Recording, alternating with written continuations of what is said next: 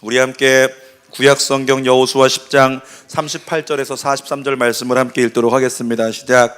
여호수아가 온 이스라엘과 더불어 돌아와서 드빌에 이르러 싸워 그 성읍과 그 왕과 그 속한 성읍들을 점령하고 칼날로 그 성읍을 쳐서 그 안에 모든 사람을 진멸하여 바치고 하나도 남기지 아니하였으니 드빌과 그 왕에게 행한 것이 헤브론에 행한 것과 같았으며 림나와 그 왕에게 행한 것과 같았더라. 이와 같이 여호수아가 그 온 땅 곧 산지와 네겝과 평지와 경사지와 그 모든 왕을 쳐서 하나도 남기지 아니하고 호흡이 있는 모든 자는 다 진멸하여 바쳤으니 이스라엘의 하나님 여호와께서 명령하신 것과 같았더라. 여호수아가 또 가데스 바네아에서 가사까지와 온 고센 땅을 기브온에 이르기까지 치매 이스라엘의 하나님 여호와께서 이스라엘을 위하여 싸우셨으므로 여호수아가 이 모든 왕들과 그들의 땅을 단번에 빼앗으니라. 여호수아가 온 이스라엘과 더불어 길갈 진영으로 돌아왔더라. 아멘. 오늘은 여호수아 10장 38절에서 43절 말씀을 가지고 일관성이라는 제목으로 하나님 말씀을 나누겠습니다.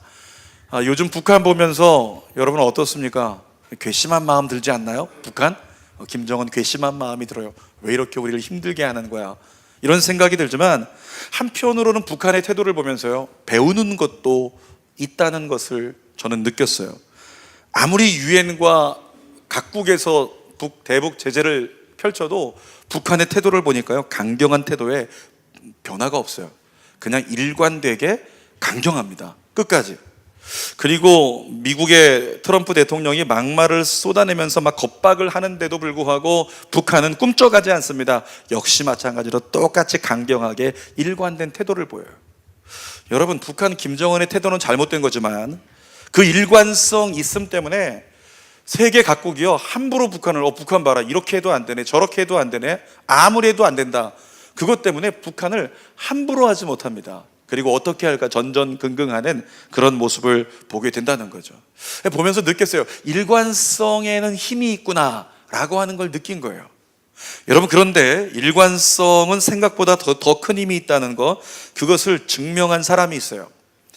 인터넷 공부하는 사이트 중에서 공신닷컴이라고 있는데요, 이 공신닷컴의 대표인 강성태 씨가 책을 썼는데 66일 공부법이라는 책을 썼어요. 2009년도에 런던 대학교에서 습관에 관해서 연구 결과를 냈는데요, 실험을 해보니까 사람들에게 날짜를 주고 어떤 한 가지 행동이 습관이 될 때까지 언제 이루어질까, 이렇게 연구 결과를 했는데 임상 실험에서 정말 66일 되니까 한 가지 행동이요 습관이 되더라. 그 연구 결과가 이렇게 논문으로 나온 거예요. 강성태 씨가 이 연구 결과를 딱 맞이했을 때가 10년 전인데 그때부터 시작해가지고요, 열심히 이제 공부를 하기 시작합니다. 그러면서 이 강성태 씨는 고등학교 입학할 때는 꼴찌였는데 졸업할 때는요, 당시에 수능 시험이 400점 만점이래요. 근데 그때 395점 맞았대요. 고등학교 들어갈 때 꼴찌였던 사람이 졸업할 때는 1등으로 반해서 졸업한 거죠. 여러분의 자녀들이 그렇게 되기를 축복합니다라고 얘기하고 싶지만 공부해야 되는 거죠. 공부해야. 여러분, 이 강성태 씨는 공부뿐 아니라 뭐든지 가능하다. 66일만 노력한다면 습관으로 만들 수 있고, 습관이 되고 나면 결국에는 재밌어지고 그것이 우리의 삶을 바꿔놓을 수 있다. 이런 이야기를 하면서 66일 동안 습관 체크표라고 하는 것을 만들었어요. 그래서 이 표를 만들어 놓고 여기다가 제목을 적어요. 예를 들어서 공부면 공부, 아니면 뭐 10분 동안 운동하는 거면 10분 운동, 푸시업 10개 하는 거면 10개. 그래서 66일 동안 정해진 시간에 항상 그것을 보이는 데다가 했나 안 했나 체크하면서 66일을 이렇게 해나가는데, 하고 나면 66일 만에요 정말 습관이 되고 변화가 일어나더라는 거죠. 그가 TV에 나와서 강연하는 걸 들은 적이 있었는데 이렇게 얘기합니다. 갑자기 강의하다 말고 여러분께 보여드릴 것이 있습니다. 이것도 됩니다. 그러면서 티셔츠를 싹 끌어올렸는데 거기에 복근이 쫙 그려져 있던 거죠. 복근. 여러분 뱃속에 있는 항아리 있죠. 그 항아리가 66일 동안 복근 운동을 하면요, 왕자의 어떤 작은 희미한 흔적이라도 생긴다. 그게 강성태 씨가 강조하는 이야기라고 하는 거예요. 공신닷컴이라는 프로그램에 들어가면 공부하는 건데 거기 이런 홍보를 합니다.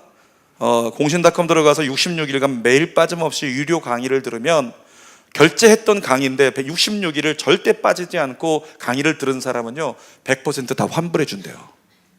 이렇게 얘기를 합니다. 오늘 집에 가서 공신닷컴 찾아보세요. 그런데 66일 동안 거기서 공부한 사람들은요 환불해 달라는 사람이 거의 없다는 거예요. 이유가 뭘까요? 진짜 66일 해봤더니 진짜 되더라. 진짜 된다. 이걸 깨달은 거예요. 그러니까 오히려 리뷰 남기기를 고맙다, 감사하다, 저희도 습관을 갖게 됐다, 나도 한번 해볼란다 이렇게 얘기하면서 너무나 감사하는 그런 피드백을 받게 된다는 거죠. 여러분, 이 공신닷컴의 강성태 씨를 통해서 지금 벌이고 있는 66일간의 습관 변화 운동이 바로 일관성이 가진 힘을 증명할 수 있는 좋은 예죠. 뿐만 아니라 자녀 교육 전문 강사들이요 모두 일관되게 하는 얘기가 있어요. 부모들 모아놓고 뭐라고 얘기합니까? 자녀를 양육하는 데 있어서 부모의 일관된 태도가 중요하다. 부모가 이랬다 저랬다 하면 안 된다는 거예요. 일관된 태도가 있어야 된다라고 하는 거죠. 여러분, 그런데 이 땅 가운데 가장 일관된 태도로 자녀를 양육하는 분이 누굴까요? 가장 일관된 태도로? 누구요? 하나님은 성경을 통해 보니까 신실하신 분이시고 하나님은 변함없으신 분이시고 항상 일관된 모습으로 자기 백성을 양육하시는 분이 우리 하나님이에요. 그래서 우리가 찬양합니다. 하나님 한 번도 나를 실망시키신 적 없으시고 언제나 공평과 은혜로 나를 지키시네. 오 신실하신 주. 따라합시다. 오 신실하신 주. 오 신실하신 주. 신실하다는 게 뭐예요? 관계의 일관성을 얘기하는 거예요. 그러니까 하나님이 우리를 자녀 삼으신 뒤에 그 관계의 일관성을 가지고 자기 백성이라고 끝까지 지켜내고 끝까지 은혜 부어주시는 것, 그것이 바로 하나님의 신실하심, 그 하나님의 일관됨 때문에 오늘 저와 여러분이 이 자리에서 건강하게 예배하고 있는 줄 믿습니다. 여러분, 하나님이 이렇게 일관성을 가지고 역사하시는 분이라면 하나님을 믿는 우리 하나님의 백성들도요 일관성 있는 신앙생활이 대단히 중요할 거예요. 그래서 오늘 본문에서 묵상하려고 하는 것은 여호수아의 일관성 있는 태도를 통해서 우리에게 주시는 주의 말씀을 듣고자 합니다. 여러분, 여호수아는요 광야에서 정탐꾼으로 뽑혀서 가나안에 파송될 때부터 시작해서 항상 일관성 있는 태도로 흐트러진 적이 없었던 사람이에요. 오직 하나님, 온리 하나님, 하나님밖에 없어요. 하나님 믿고 나가고 하나님 믿고 긍정의 고백을 하고 하나님 믿고 전쟁에서 승리했던 그가 바로 여호수아였어요. 그런데 모세의 후계자가 되어서 가나안에 들어온 다음에는 이 일관된 여호수아의 모습이요 어느 날 갑자기 흐트러집니다. 아이성 앞에서 사람의 말 듣고 전쟁하러 나갔다가 전쟁에서 패하게 돼요. 기브온 거민들의 말 듣고 사람의 말 듣고 기도하지 않고 선택했다가 저 이방인들과 화친하게 되는 실수를 범해요. 이와 같은 실수를 범했던, 그리고 큰 피해를 입었던, 책망받았던 여호수아입니다. 여러분, 그런데 그 이후부터는 여호수아가 흐트러지지 않아 일관성 있는 신앙생활을 하게 됩니다.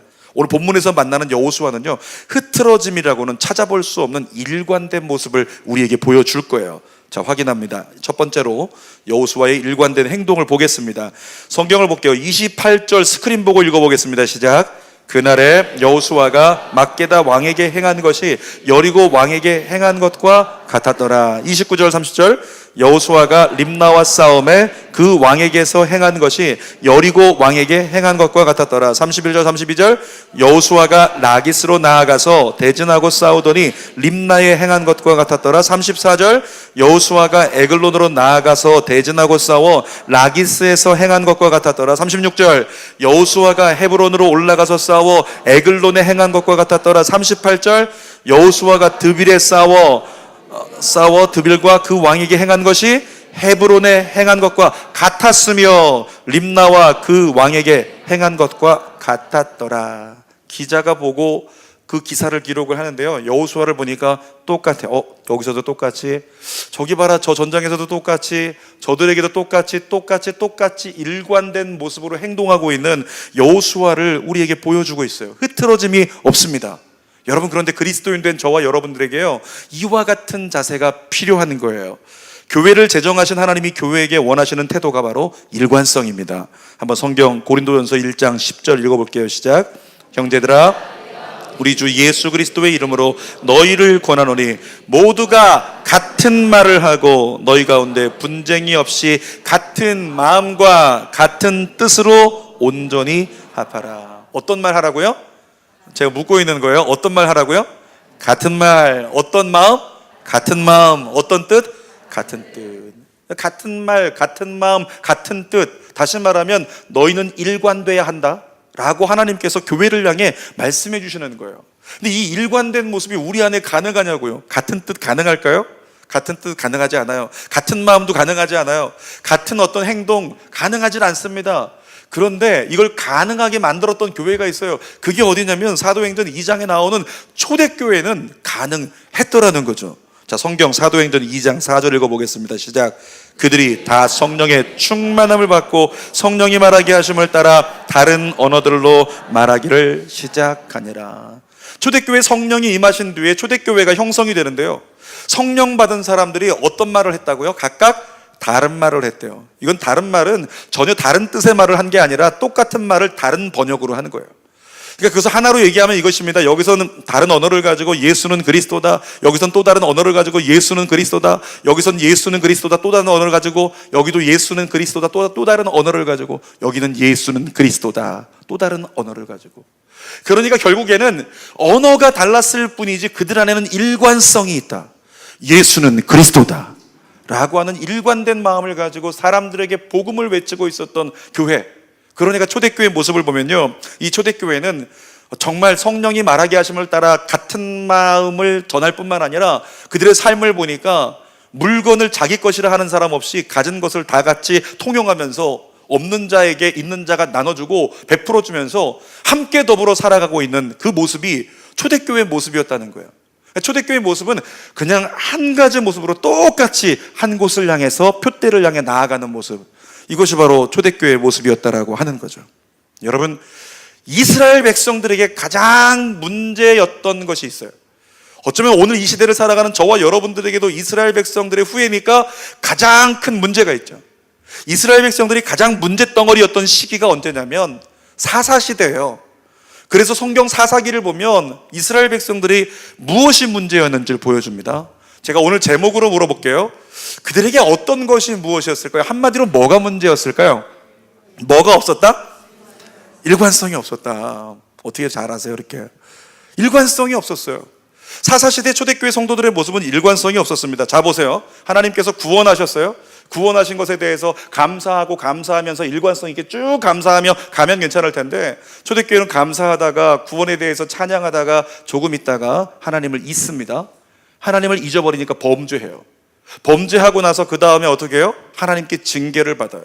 징계받은 다음에 힘들고 어려우니까 하나님께 건져달라고, 구원해달라고 기도합니다. 기도해 주니까 하나님께 회개하게 되고 하나님이 구원을 해주세요.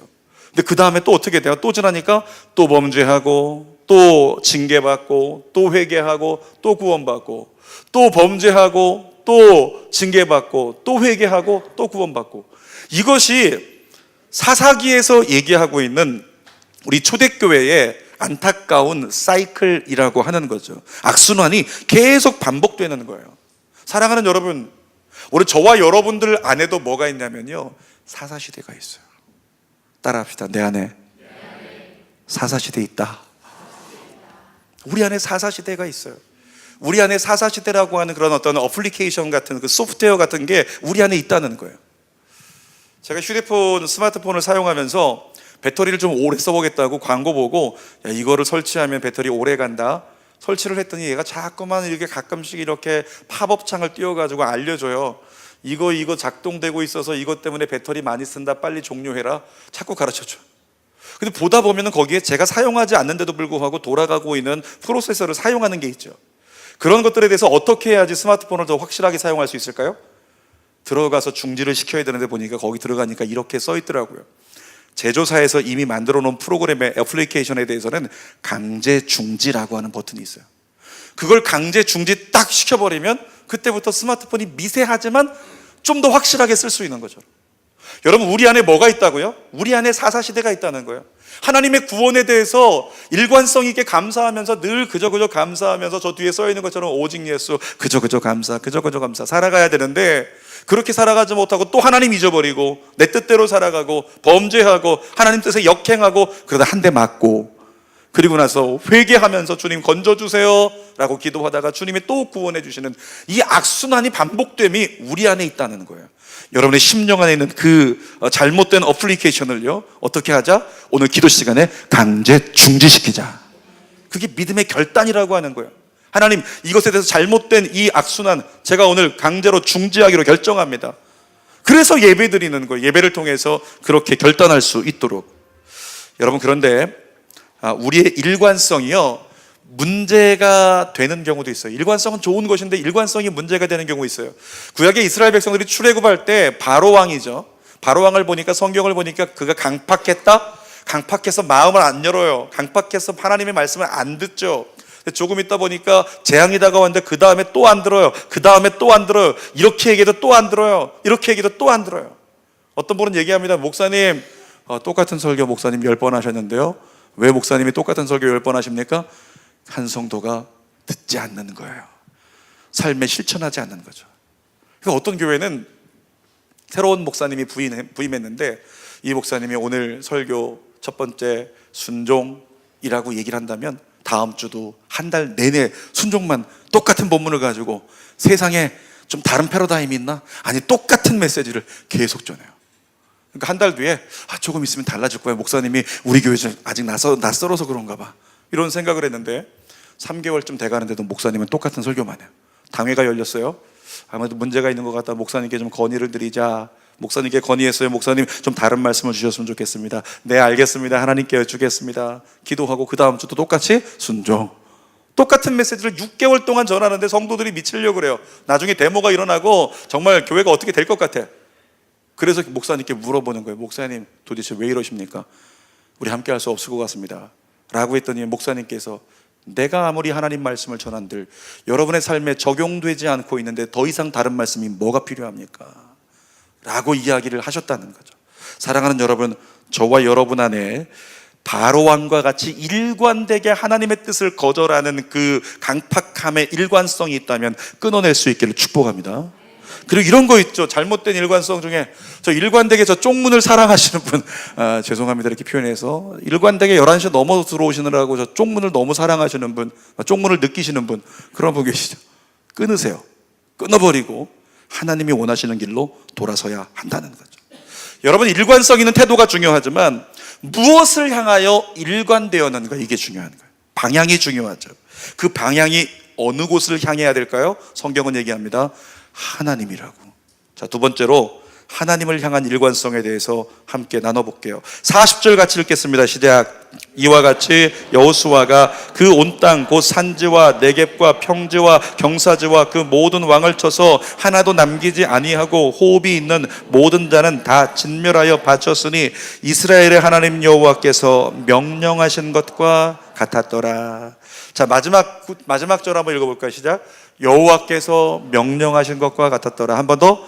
여호와께서 명령하신 것과 같았더라. 조금 아까 읽었던 성경 기억나시나요? 28절부터 36절까지 행한 것과 같았더라. 행한 것과 같았더라. 여호수아가 여기서도 행한 것과 같았더라. 행한 것과 같았더라. 그렇게 여호수아는 일관된 모습으로, 야, 여호수아 어떻게 저렇게 똑같냐? 어떻게 똑같아? 그런데 여호수아의 이 일관성이 무엇을 향하고 있다고요? 무엇으로 일관되고 있다고요? 하나님의 명령. 그러니까 하나님의 명령하신 것과 똑같이 여기서도 행한 것과 같았더라. 하나님의 명령하신 것과 똑같이 여기서도 행한 것과 같았더라. 이렇게 지금 성경이 증거하고 있는 거죠. 비록 두어 번 실수할 땐 하나님 말씀이 아닌 것에 치우치는 흐트러짐을 보였지만 여호수아는 더 이상 흔들리지 않고 하나님 명령만을 일관된 태도로 따르는 여호수아의 일관성 있는 모습을 보여주는 거예요. 제가 몇 주 전에도 나누었던 것처럼 여러분, 실수와 실패할 때 두려워하지 마세요. 삶을 살아가다 보면 실수할 수 있습니다. 부끄러운 패배를 경험할 수 있습니다. 그럼에도 불구하고 다시 일어나서 하나님 말씀만 일관되게 따라갈 수 있기를 축복합니다. 그러면 이전에 없었던 승리와 은혜를 주님은 다시 경험하게 만들어 주실 거예요. 여러분, 하나님은 알고 계세요. 우리가 연약하다는 거 알고 계세요. 성경 볼까요? 고린도후서 12장 10절 시작. 내가 그리스도를 위하여 약한 것들과 능욕과 궁핍과 박해와 곤고를 기뻐하노니 이는 내가 약한 그때에 강함이라. 내가 약할 때가 언제라고요? 내가 약할 때 나는 아무것도 안 될 것 같고, 난 부족한 것 같고, 난 모자란 것 같고, 나는 안 될 것 같은데, 그런데 하나님은 그 약한 너를 강하게 내가 사용하여 나의 영광을 드러내리라, 이렇게 말씀하고 계신다는 거예요. 그래서 우리 이렇게 고백할 수 있습니다. 따라 고백합시다. 나도 할 수 있다. 다시 한번, 나도 할 수 있다. 이건 펜싱 경기에서는 나오는 게 아니에요. 우리 삶의 전반에서 나오는 거예요. 다시 한번, 나도 할 수 있다. 아멘. 여러분, 약한 건 잘못된 게 아니에요. 약한 건 잘못된 게 아니에요. 그런데 나는 약하니까, 부족하니까 라는 명목으로 자기 자신의 부족함 바라보면서 포기하는 건 잘못된 거죠. 약한 건 잘못된 게 아닌데 내가 약하니까 난 포기해, 이게 잘못된 거라고요. 우리 하나님은 우리가 아무리 부족하고 연약해도 우리의 삶 가운데 베푸시는 특별한 은혜가 있어요. 그것이 바로 로마서 8장 28절입니다. 같이 읽어볼게요. 우리가 알거니와 하나님을 사랑하는 자 곧 그의 뜻대로 부르심을 입은 자들에게는 모든 것이 합력하여 선을 이루느니라. 말씀 그대로 띄워주시고요. 잘 보세요. 하나님이 능력 있는 자를 쓰신답니까? 하나님이 엄청나게 헌신하는 사람을 쓰신답니까? 하나님이 많은 것으로 아주 은사가 넘치는 사람, 그런 사람을 쓰시겠대요? 아니요. 하나님 그렇게 말씀 안 하셨어요. 하나님을 사랑하는 자. 여러분에게 물어볼게요. 하나님 사랑하십니까? 입 안 여신 분들은 뭘까요? 다시 물어볼게요. 하나님 사랑하십니까? 강요하는 건 아니에요. 하나님 사랑하십니까? 대답 안 하신 분들은요, 여러분도 사실은 하나님 사랑하는 거예요. 하나님을 사랑하는 마음이 너무너무 작아서 내가 느끼지 못해서 아닌 것 같다라고 생각할 수 있겠지만, 그런데 여러분이 이 자리에서 내가 하나님을 예배하고 있다라고 하는 이 사실을 볼 때 그 중심에는 하나님을 향한 사랑이 있는 거예요. 아이를 키우는데 아이가 늘 말 안 듣고 늘 방황하고 늘 지멋대로고 이렇게 살아가는데 어느 날 갑자기 아빠, 엄마 힘내요, 엄마 내가 있잖아요, 한마디 툭 던지고 나가는 거죠. 근데 그 세상에 그게 왜 이렇게 은혜가 돼요? 왜 이렇게 힘이 돼요? 물론 저희 집에 얘기하는 거 아니에요. 들어봤으면 좋겠어요. 근데 그게 막 너무나 위로가 되고 너무 힘이 된다고 아침 내내 울고 있어요. 그래서 제가 통화했는데, 통화할 때 울다가 전화를 받아가지고 아니 큰일 난 줄 알고 제가 물어봤어요. 아니 무슨 일 있냐고. 아니, 세상에 저희 애가요 저 힘내라고 하고 갔어요. 청소년 아이가. 그것 때문에 그렇게 힘이 된다는 거예요. 그 한마디 때문에. 그래서 부모는 어떻게 해요? 그 한마디 때문에 이 아이가 엄청나게 많은 것에서 내 마음과 달라서 아픈데 그 한마디 때문에 이 아이를 위해 더 주고 싶어. 그래서 이 아이를 위해서 난 부모, 그 아이는 내가 책임질, 내가 정말 잘되게 만들어줄 우리 아이. 여러분, 이게 부모잖아요. 근데 우리 하나님의 마음이 그러는 거예요. 하나님이 우리 사랑이 막 목숨을 내어주면서, 주님 아시죠? 제 목숨, 주님 이번 주에 제가 집 산 거 아시죠? 이 집을 주님께 드리나이다. 막 이래서 하나님을 사랑하는 것으로 여겨주지 않으세요. 이 자리에서 때로는 잘 모르지만 머리 긁으면서 주님 사랑합니다 한마디 고백하는데 하나님이 야, 너 억지로 고백한 거, 그 한마디 억지로라면 고백한 것만으로도 난 넌 좋다. 이게 우리 하나님의 마음. 자, 우리 하늘을 향해서 한번 고백해 볼까요? 하나님 사랑합니다. 하나님이 그러실 거예요. 그거면 됐다. 여러분, 하나님을 사랑하는 자, 그의 뜻대로 부르심을 받은 사람. 오늘 이 자리에 있는 여러분들 누구예요? 부르심 받은 그리스도인들이잖아요. 이미 여러분들은 하나님을 사랑하는 마음과 주님의 부르심 가운데 이 자리에 있기 때문에 여러분의 삶에는 어떤 일이 벌어진다? 모든 것이 합력하여 선이 된다. 이 말을 쉽게 하면 따라합시다. 모든 것이 잘 될 수 있다. 모든 것이 뒤집힐 수 있다. 그래서 그 하나님의 은혜 때문에 우리는 일관성 있게 하나님의 뜻을 묵상하고 예수님이 가신 길을 따라가는 믿음 행동이 필요한 거예요. 자, 이렇게 일관성 있게 하나님의 명령만 따랐던 여호수아에게 어떤 은혜가 임했는지 우리 세 번째로 볼까요? 여호수아 10장 42절입니다. 시작. 이스라엘의 하나님 여호와께서 이스라엘을 위하여 싸우셨으므로 여호수아가 이 모든 왕들과 그 등의 땅을 단번에 빼앗았느니라. 자, 전쟁하는 사람, 지금 땅 따먹게 하고 있는 거예요, 여호수아는. 근데 전쟁하는 사람이 땅을 취하는 건데, 자, 그 땅을 뺏었더라. 이게 무슨 얘기예요? 사업으로 말하면 이런 겁니다. 사업 목표를 정해놓고 열심히 사업하는데 그 사업 목표가 달성됐더라. 그 매출 목표가 달성됐더라. 대학 공부하는 애는 그 대학에 합격했더라. 뭐 우리 가운데 어떤 목표가 있는 사람들은 그 목표가 이루어져서 성공했더라. 이것과 똑같은 의미의 이야기라는 거죠. 여러분, 그런데 우리가 포커스를 맞춰야 될 거는, 우린 자꾸만 여기에 포커스를 맞춰요. 성공했다, 뭐 했다, 뭐가 이루어졌다. 그러니까 기도도 그렇게 해요. 하나님, 대학 붙어야 돼요. 이 기도만 하고, 사업 잘 돼야 돼요. 이 기도만 해요. 그런데 우리의 포커스가 틀렸다고요. 우리가 포커스를 맞춰야 될 건 그게 아니고요. 단번에 빼앗았느니라, 이게 아니고요. 성경 말씀 중에 따로 있어요. 다시 한번 42절 읽어볼까요? 시작. 이스라엘의 하나님 여호와께서 이스라엘을 위하여 싸우셨으므로. 잠깐만요. 하나님 뭐 하셨다고요? 이스라엘을 위하여 싸우셨대요. 사랑하는 여러분, 우리는 어디에 포커스를 두어야 하느냐면, 하나님이 이스라엘을 위해서 싸우셨다 치니 여기에 포커스를 가지고 성경을 봐야 되는 거죠. 사랑하는 여러분, 우리 인생의 싸움이 어떤 거냐 중요하지 않아요.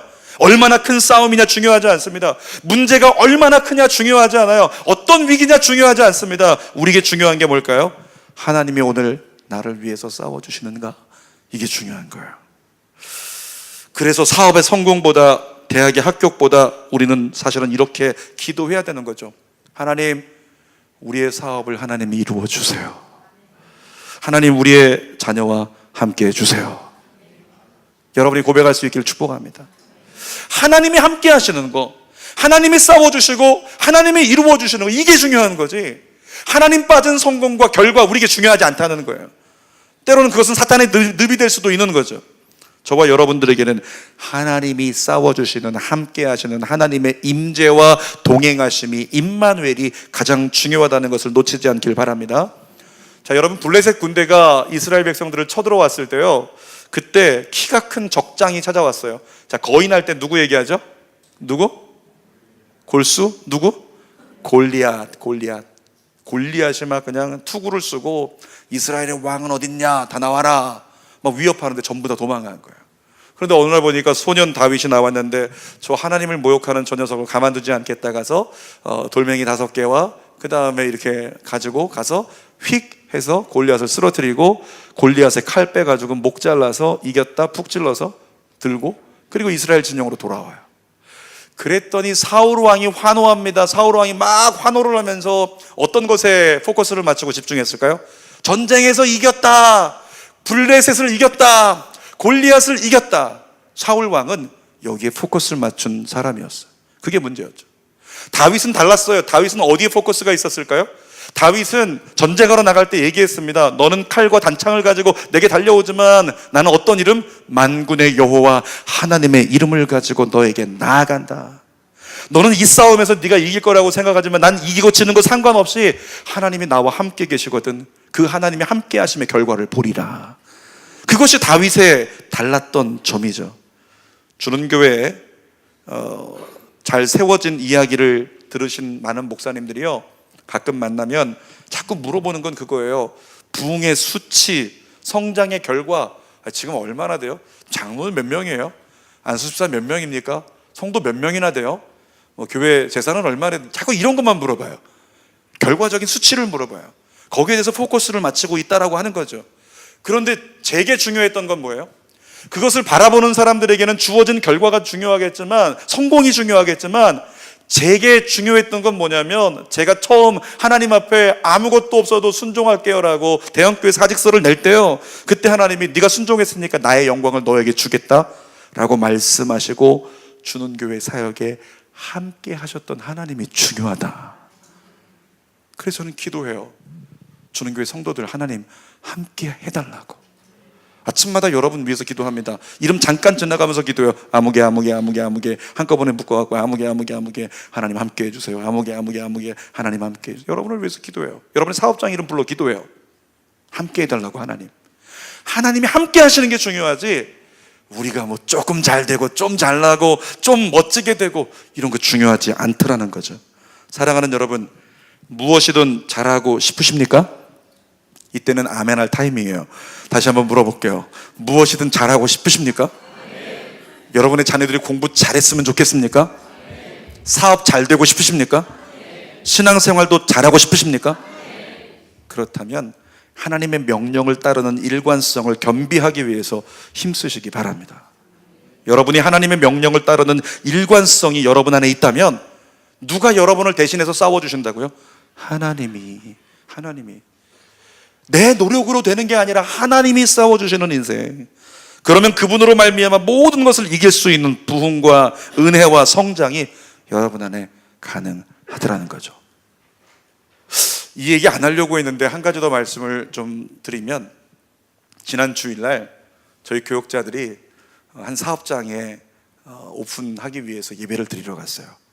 내일부터 오픈이에요. 정신없는데 잠깐 예배 드린다고. 근데 공교롭게도 그 사업장이 시장에 있었어요. 방산시장에.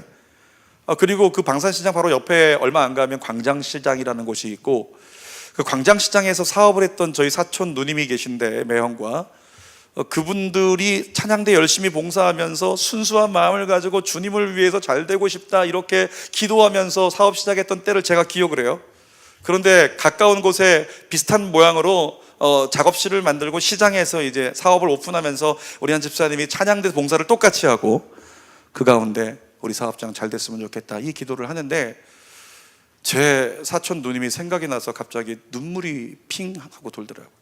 왜냐하면 저희 사촌 누님은 여의도 순복음교회에서 찬양대 봉사 열심히 하셨던 분이에요. 부부가 함께 찬양대에서 만나서 결혼하고 열심히 찬양으로 주님을 높여드리면서 하나님을 위해 살고 싶어요, 하나님을 위해 살고 싶어요. 그러다가 사업을 열었어요. 하나님을 위해 살고 싶어요. 하나님이 어떻게 해주세요? 축복해 주세요, 열어주세요. 하나님을 위해 살고 싶어요. 갑자기 막 잘 되기 시작해요. 한국에서 어떤 그 단추업계에서 그 아이템을 최초로 가지고 들어온 사람이에요. 그러니까 그것 때문에 그냥 대박이 나가지고 엄청난 돈을 막 모으기 시작하고, 집을 68평짜리 아파트를 사가지고 압구정동에 살기 시작하고, 당시에 뭐 좋다라고 하는 포텐시아 승용차를 타서 자랑하기 시작하고, 그러면서 막 떵떵거리고 막 잘 살고 가족 모임에 잘 안 오고 이러고 있는데, 그분들의 특징을 보세요. 시간이 지나갑니다. 사업이 바빠지기 시작해요. 잘 되기 시작해요. 하나님을 위해 살고 싶어요, 매일매일. 그러다가 3개월 후에 하나님을 위해 살고 싶어요, 일주일에 3번. 그 다음에 한 3개월 지나가다가 하나님을 위해 살고 싶어요, 일주일에 1번. 그 다음에 희미해져 가기 시작합니다. 하나님을 사라져버렸어요. 더 이상 고백하지 않아요. 찬양대를 그만둡니다. 바빠서. 그리고 하나님과 가까이 하지 않습니다. 하나님과 멀어지기 시작합니다. 당연히 세상에 취하기 시작합니다. 술에 취하고 세상 노름에 취하고 세상 방법에 취해서 어느 날부터인가 교회도 안 나가요. 그렇게 잘 되는데 엄청나게 돈을 벌더라고요. 우리 가문 다 살리는 줄 알았어요. 아니었어요. 여러분, 그런데 그분이 그때까지 그렇게 잘 돼 있었으면 뭐 주는 교회 막 세울 때면 뭘 했겠죠? 근데 10년쯤 지났을 때 매형이 문제가 다가왔어요. 질병에 문제가 다가와서 그것 때문에 병원에 가게 되고, 그때부터 시작해서 사업을 돌보지 못하면서 사업이 어려워지기 시작하더니 15년쯤 되었을 때요, 그동안 어느 누구도 따라올 수 없을 만큼 세워놨던 그 모든 걸 다 잃어버렸어요. 다 잃어버리고 저 목포에 요양한다고 내려가서 거기서 작은 옷가게 하나 내가지고 거기서 옷을 팔고 이렇게 지내고 있다는 소식을 나중에 듣게 돼요. 씁쓸한 거죠. 왜냐하면 그때만 해도 이거 절대로 나에게 있어서 이 아성 무너지지 않을 거다 생각했거든. 그런데 시간이 지나면서 하나님을 떠났을 때, 하나님의 명령을 따르는 일관성이 흐트러졌을 때요, 시간이 지나고 다 무너져 버리더라는 거예요. 사랑하는 여러분, 하나님 놓치지 않기를 바랍니다. 그래서 제가 지난주에 그 집사님에게 말씀을 드렸어요.